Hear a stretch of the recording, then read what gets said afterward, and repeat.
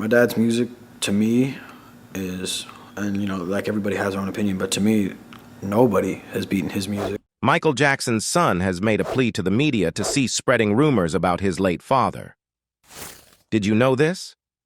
It has been nearly 2 decades since his shocking passing.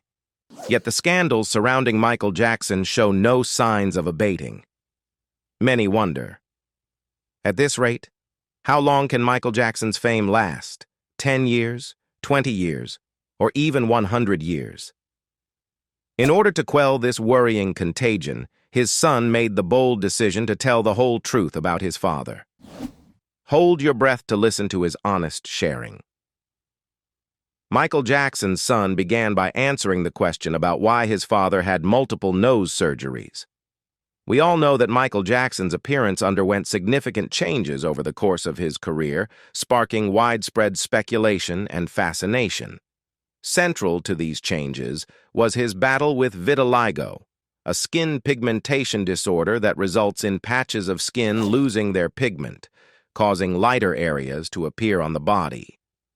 Jackson's vitiligo began to manifest in the mid-1980s and progressively affected larger portions of his skin, leading him to use makeup to even out his skin tone and eventually opting for lighter makeup overall as the condition advanced. This disease, often misunderstood by the public, played a crucial role in altering his physical appearance and added to the intrigue and controversy surrounding his changing looks. Beyond vitiligo, Jackson's physical transformations were further complicated by his extensive plastic surgery. In his 1988 autobiography, Moonwalk, Jackson admitted to undergoing 2 rhinoplasty procedures to enhance his breathing and improve his singing. However, many speculated that he had undergone numerous additional procedures, particularly as his nose appeared to grow increasingly narrow and delicate over the years. By the 1990s, Jackson's nose was often described as crumbling, leading to rumors that multiple surgeries had compromised the structure of his nose.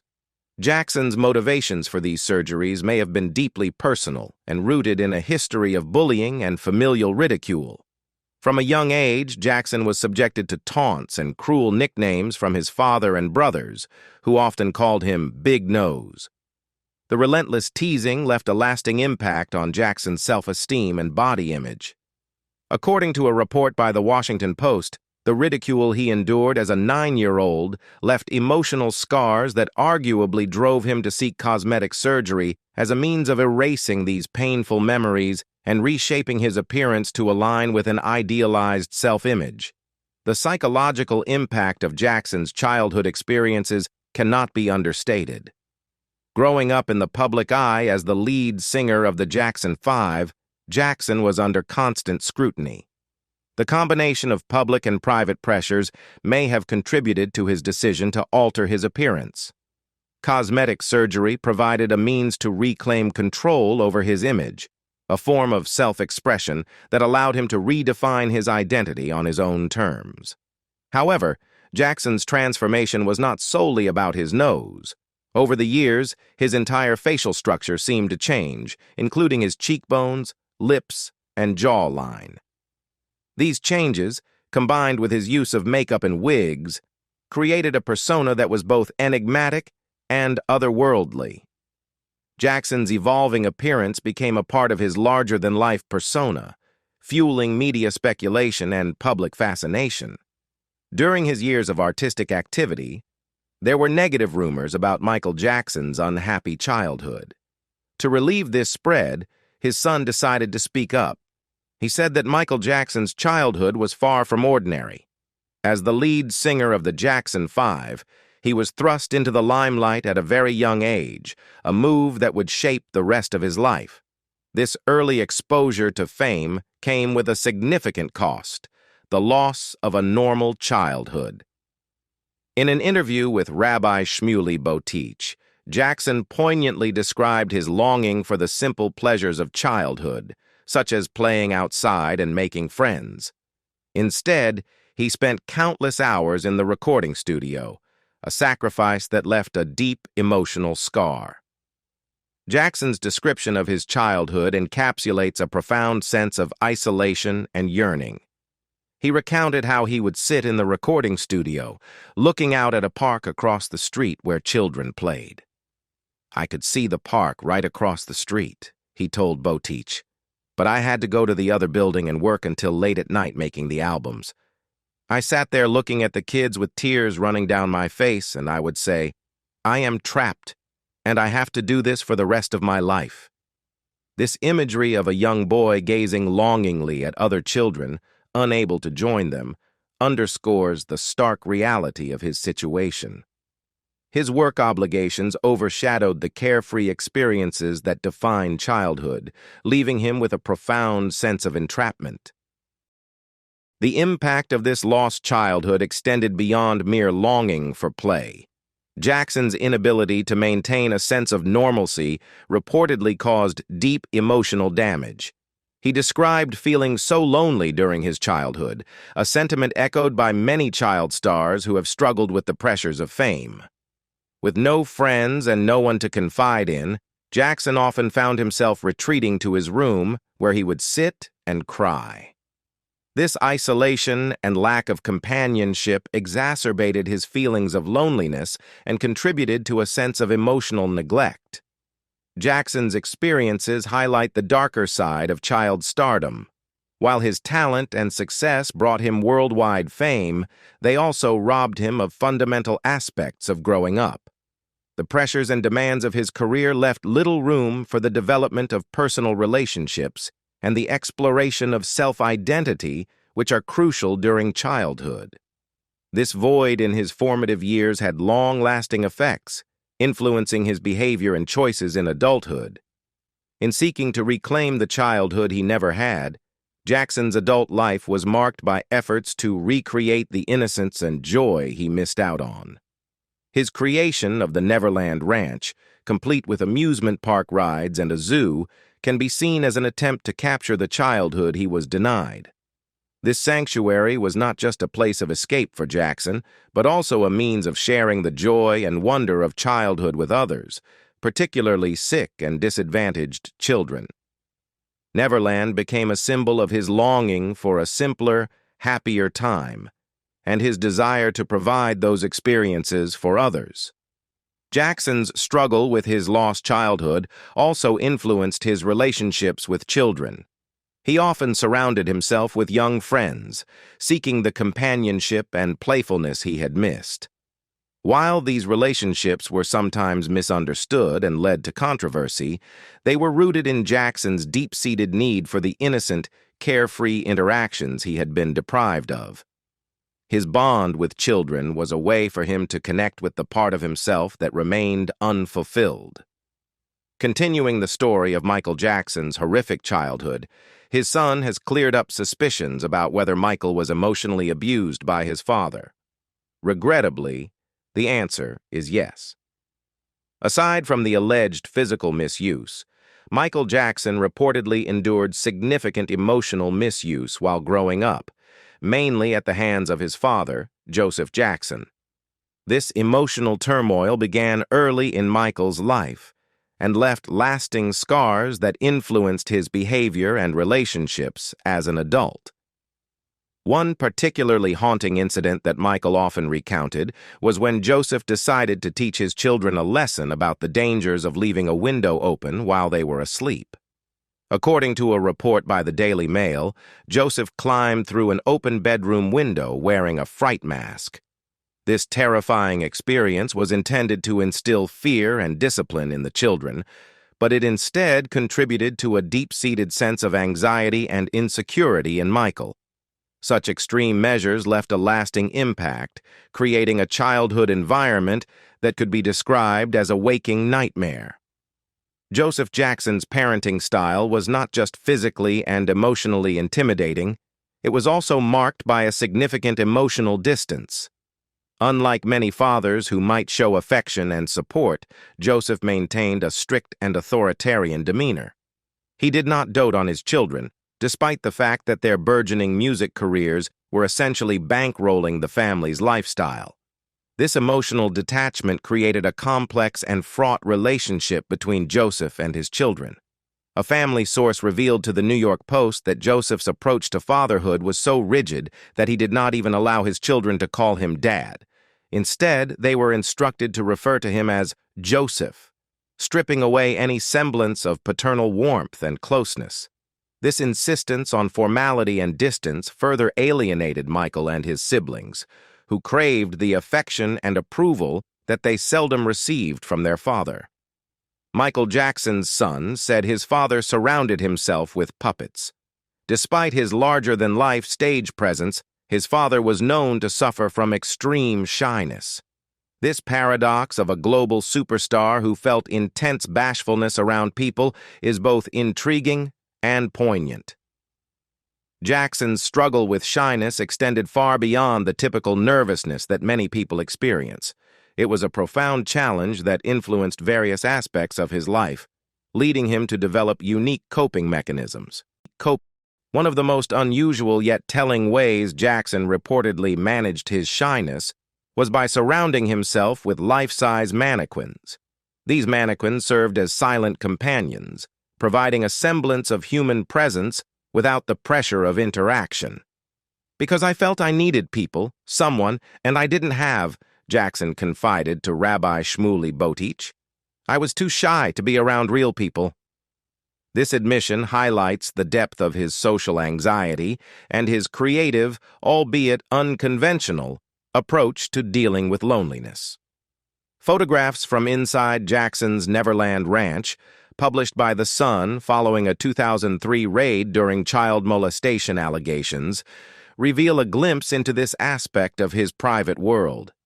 The images showed mannequins scattered throughout a cluttered memorabilia room, lying on top of boxes and sitting on chairs. Dressed in denim jackets and sneakers, some of the mannequins were positioned as if they were engaged in conversation with one another.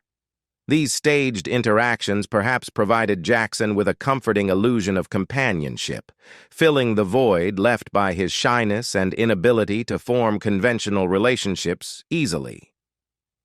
The presence of these mannequins in Neverland Ranch paints a picture of a man who, despite his fame and fortune, experienced profound isolation. The mannequins were not merely decorations or props.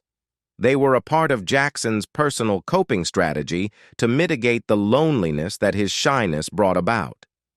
In an environment where he felt safe, Jackson could create his own world, where these lifelike figures offered the social interaction he craved without the anxiety that came with real human contact.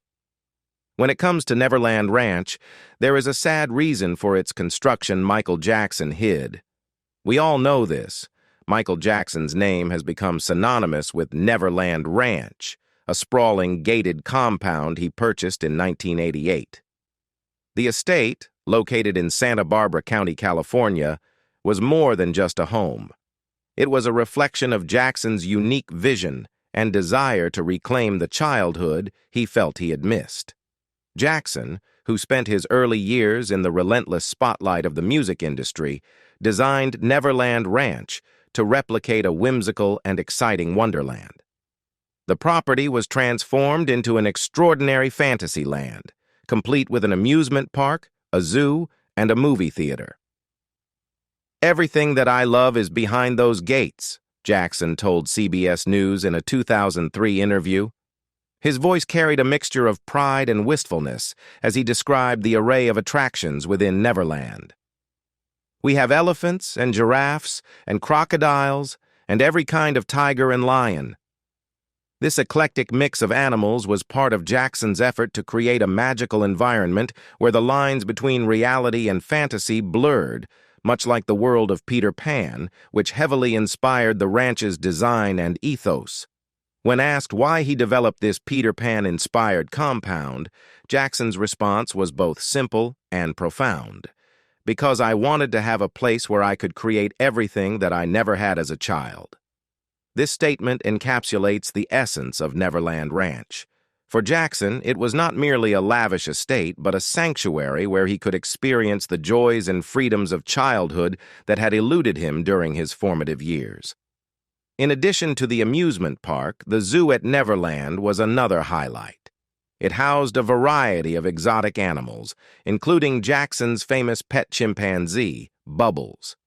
The zoo reflected Jackson's love for animals and his desire to create a unique, nurturing environment where both animals and people could coexist harmoniously. His collection of animals was diverse, ranging from elephants and giraffes to tigers and lions. Each animal was part of the fantastical world Jackson built, adding to the wonder and enchantment of Neverland. The movie theater at Neverland was equally impressive. It was equipped with state-of-the-art technology and could accommodate numerous guests. Jackson used it to screen films for his friends and guests, often organizing movie nights where everyone could relax and enjoy the cinematic experience. For Jackson, the theater was another means of creating a communal space where joy and entertainment could be shared. Neverland Ranch was also designed with security in mind. Jackson's immense fame meant he could rarely go out in public without being mobbed by fans. This lack of privacy was a significant reason he created Neverland. Within its walls, Jackson could let loose and enjoy himself without the constant pressure of being in the public eye. The high walls and gated entrances ensured that he and his guests could experience the magic of Neverland without interruptions from the outside world. Beyond its physical attributes, Neverland Ranch held a deeper, more personal significance for Jackson. It was a place where he could express his creativity and live out his dreams. The ranch was a tangible manifestation of his inner world, a place where the boundaries of reality and imagination blurred. It allowed Jackson to indulge in the childlike wonder he cherished and provided a refuge from the harsh realities of his life. Now, the most anticipated part has come. Michael Jackson's son explains why his father was called Wacko Jacko. Michael Jackson was a figure of immense talent and undeniable influence in the music industry.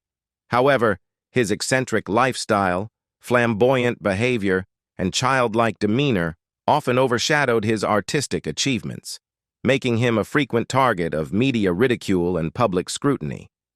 The tabloids and headlines relentlessly focused on the peculiarities of Jackson's life, often portraying him in a negative light.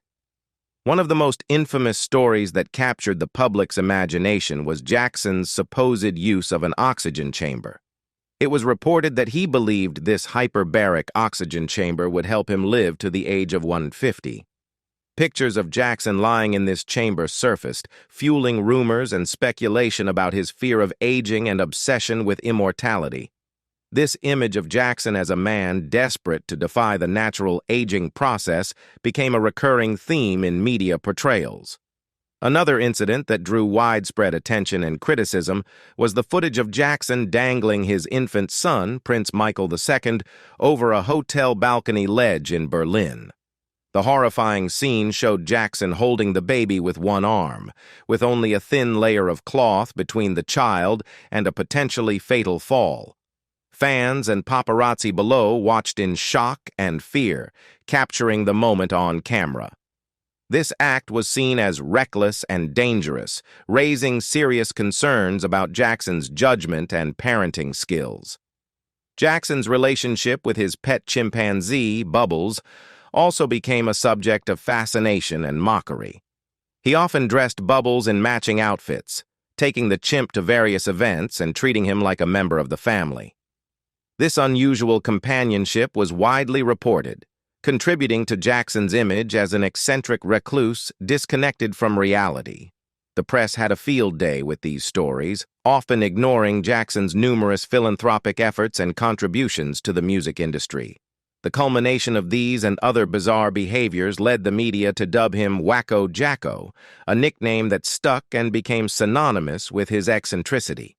For Jackson's fans, seeing their idol mocked and ridiculed was troubling and disheartening.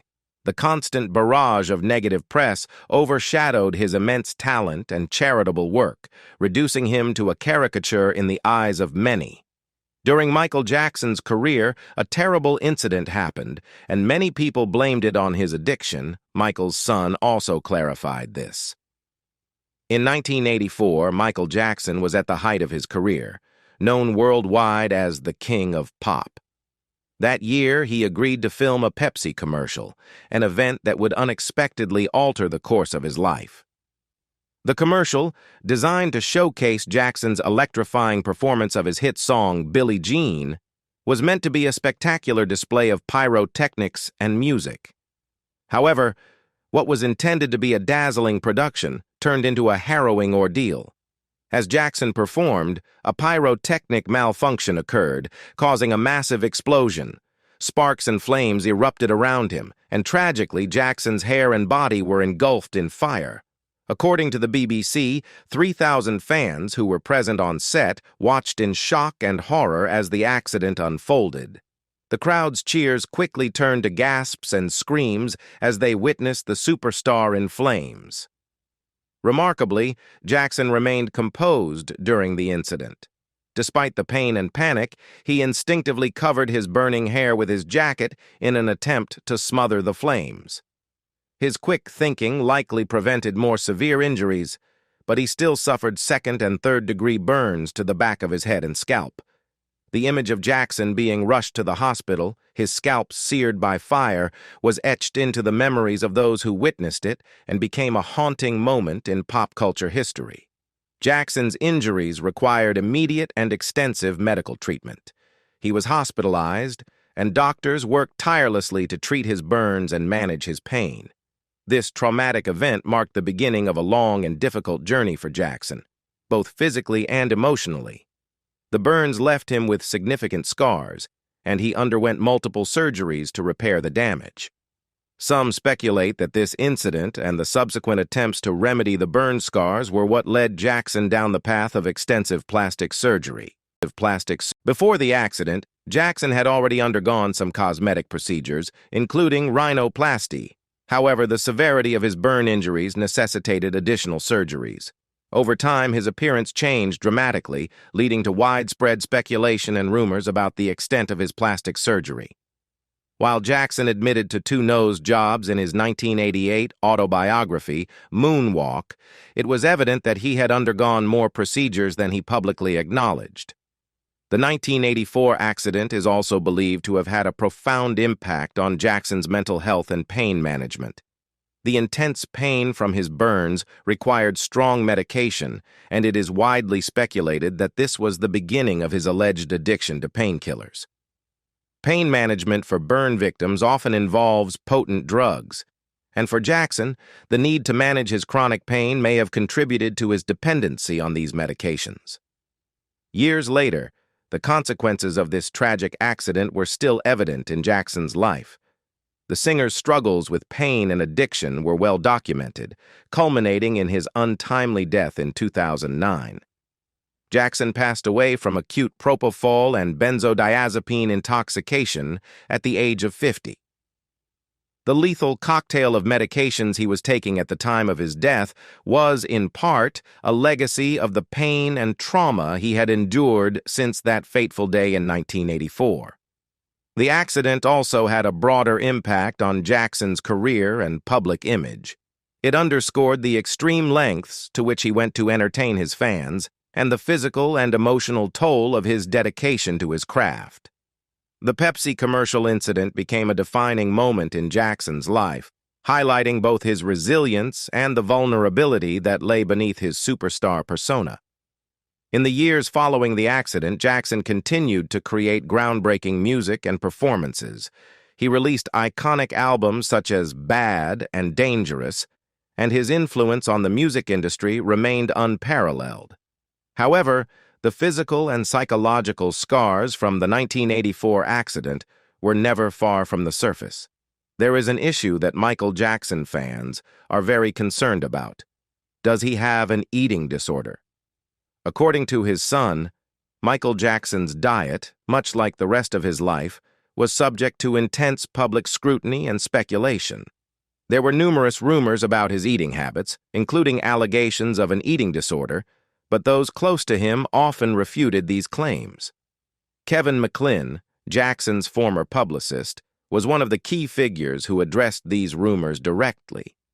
McClin asserted that Jackson was simply conscientious about his diet, striving to maintain a healthy lifestyle rather than suffering from any disordered eating patterns. He was just careful about what he ate. He just tried to be healthy, McClin told ABC News. Jackson's diet included turkey burgers, Chinese food, and a significant amount of vegetables. He avoided red meat, adhering to a regimen that prioritized nutritional value.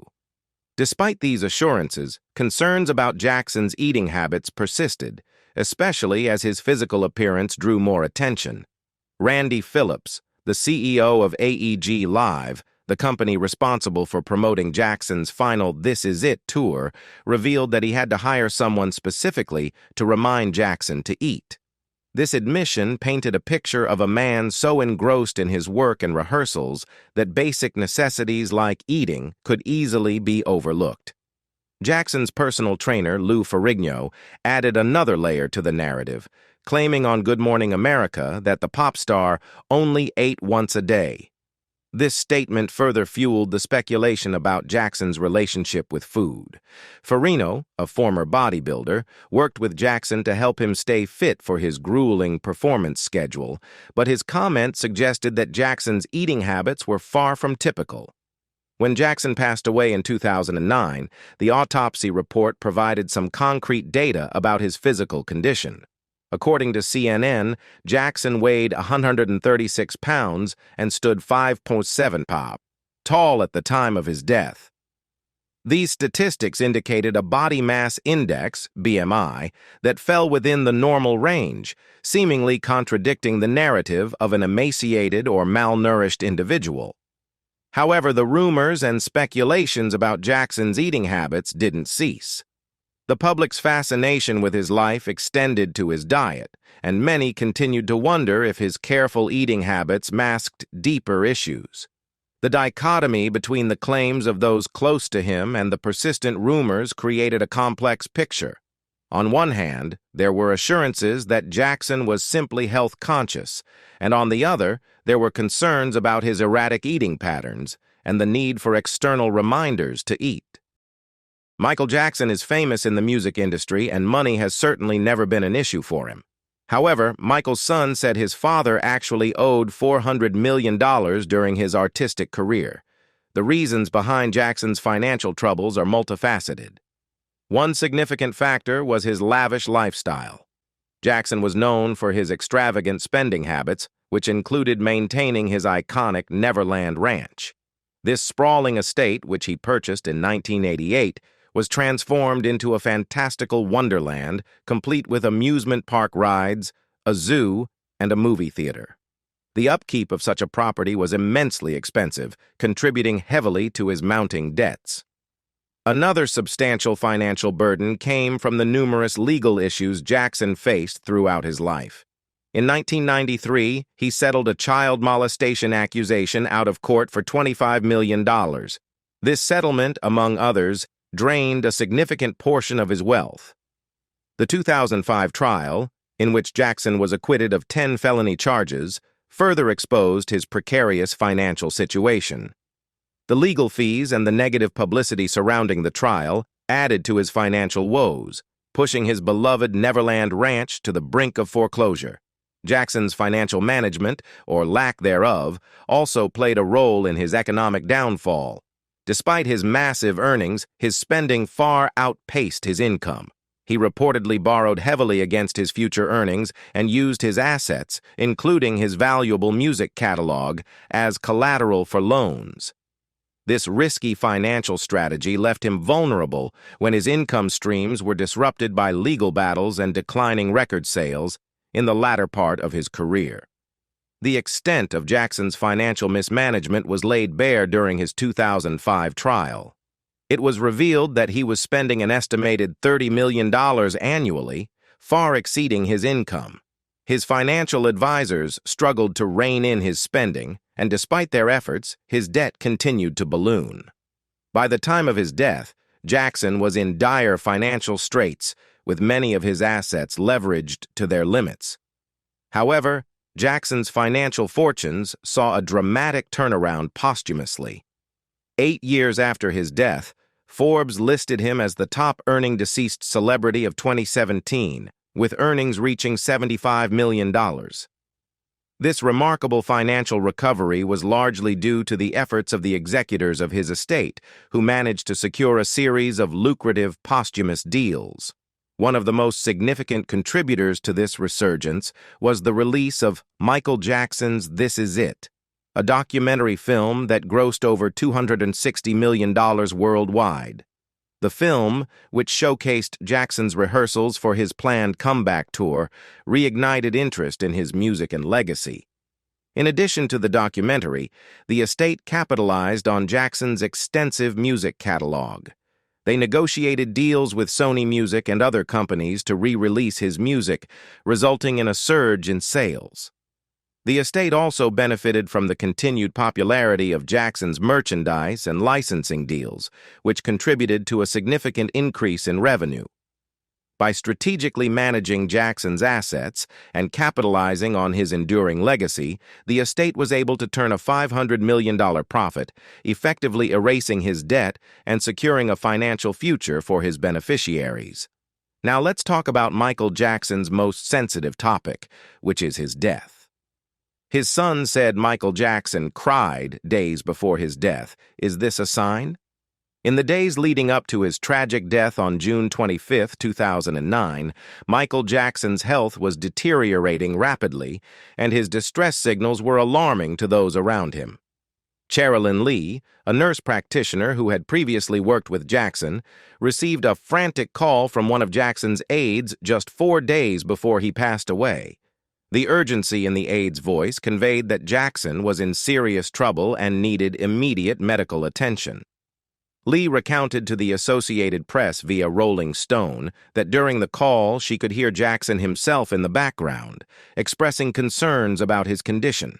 He described experiencing extreme temperature disparities between the sides of his body. While one side felt unusually hot, the other was chillingly cold. These symptoms suggested a profound neurological issue, possibly related to the central nervous system, which alarmed Lee given her medical background. In an interview with ABC News, Lee detailed her apprehensions about the potential cause of Jackson's distress. She suspected that someone had administered a substance that affected his central nervous system, causing the alarming symptoms he described. Lee insisted that Jackson urgently needed to go to the hospital for immediate evaluation and treatment.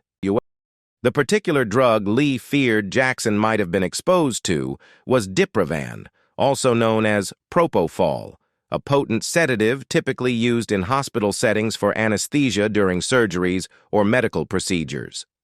Diprivan is known for its ability to induce deep sedation and is not meant for casual or unsupervised use outside of medical settings due to its significant risks and potential for severe side effects. Jackson's failure to heed Lee's advice and seek immediate medical attention tragically foreshadowed the events that followed. On June 25, 2009, Michael Jackson was found unresponsive at his residence in Los Angeles. Despite efforts to revive him, he was pronounced dead later that day. The subsequent investigation and coroner's report confirmed Lee's worst fears. Michael Jackson had died from acute propofol intoxication combined with the effects of benzodiazepines, which are another class of sedative drugs. The coroner's ruling of Jackson's death as a homicide underscored the grave nature of the circumstances surrounding his passing.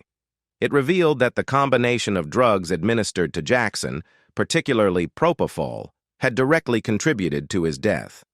This finding sparked a criminal investigation that ultimately led to charges against Jackson's personal physician, Dr. Conrad Murray, who had administered the fatal dose of propofol to Jackson as a sleep aid. Reportedly, Michael Jackson's final days were marked by a resurgence of energy and creativity as he prepared for what would tragically be his last performances in the form of the This Is It concert series. For fans and collaborators alike, these rehearsals were moments of excitement, hope, and ultimately poignant reflection on a career that had defined an era in music. The anticipation surrounding the This Is It concerts was immense. Scheduled to take place at London's O2 Arena, the series was set to mark Jackson's return to the stage after a hiatus, and it was billed as his final curtain call, an opportunity for fans around the world to witness his unparalleled talent one last time. Dorian Holley, Jackson's vocal director for the rehearsals, recalled to time the atmosphere during those final sessions. Jackson, known for his meticulous attention to detail and perfectionism, was reportedly glowing with satisfaction as he saw his vision coming to fruition. Holley described it as a transformative moment for Jackson, where years of planning and preparation were culminating in a series of performances that promised to be nothing short of spectacular. Travis Payne, the choreographer for This Is It, echoed Holley's sentiments, emphasizing Jackson's infectious joy and enthusiasm during rehearsals. Payne remarked to ABC News that Jackson appeared happier than he had been in years, reveling in the opportunity to bring his music and dance to life on stage once again. The rehearsals were not just about perfecting dance moves and vocal arrangements. They were a celebration of Jackson's enduring legacy and his deep connection with his craft. Behind the scenes, the excitement was palpable among the cast and crew. Randy Phillips, the promoter overseeing the concert series, recounted to ABC News the profound impact of Jackson's presence on everyone involved. Phillips noted that the atmosphere was electric, with an unparalleled sense of exultation permeating through rehearsals. For those witnessing Jackson's rehearsals, it was more than just another concert. It was a testament to his resilience, creativity, and unwavering dedication to his art. When Jackson announced the This Is It residency, he conveyed a sense of finality that resonated deeply with his fans and the music industry.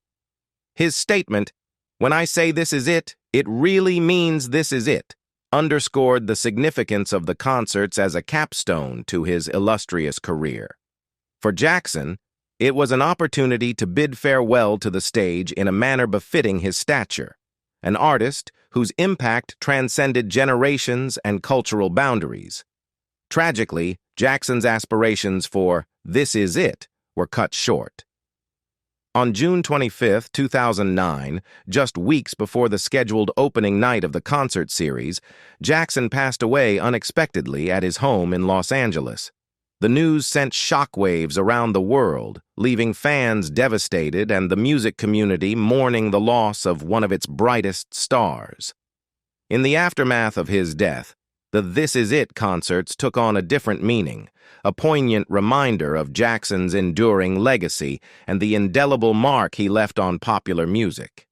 The rehearsals, documented in the film Michael Jackson's This Is It, became a bittersweet tribute to his artistry and his unwavering commitment to his fans. According to Michael Jackson's son, his father remains a subject of fascination and controversy even after his death in 2009.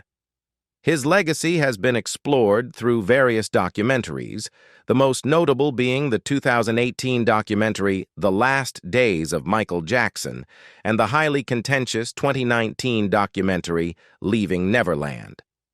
While The Last Days of Michael Jackson aimed to honor his incredible career and cultural impact, Leaving Neverland took a drastically different approach, reopening the wounds of misuse allegations that have haunted Jackson's legacy.